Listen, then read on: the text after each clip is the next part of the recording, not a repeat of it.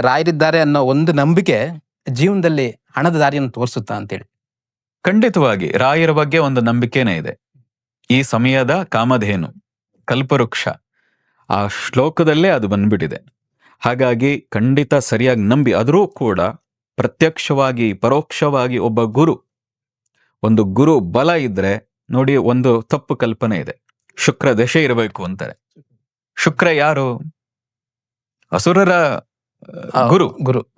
ಆ ಶುಕ್ರ ದಶೆಯಲ್ಲಿ ಆಗಬೇಕಾದದ್ದು, ನಿಜವಾಗಿ ಆಗಬೇಕಾದದ್ದು ಗುರು ದಶೆ, ಗುರು ಬಲ. ಆ ಗುರು ಬಲ ಇದ್ರೆ ನೀವು ಶ್ರೀಮಂತಿಕೆ ಅಲ್ಲ, ಕೇವಲ ಹಣದಲ್ಲಿ ಮಾತ್ರ ಇಲ್ಲ, ಜೀವನದ ಪ್ರತಿಯೊಂದರಲ್ಲೂ ಸಮೃದ್ಧಿಯನ್ನ, ಯಶಸ್ಸನ್ನ, ಕೀರ್ತಿಯನ್ನ ಪಡಿಬಹುದು.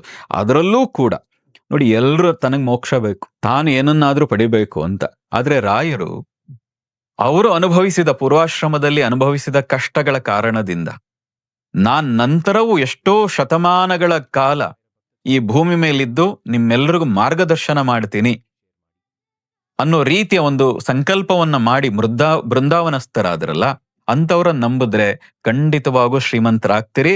ಮತ್ತು ನಿಮಗೆ ಆ ಯೋಚನೆ ಇರಬೇಕು,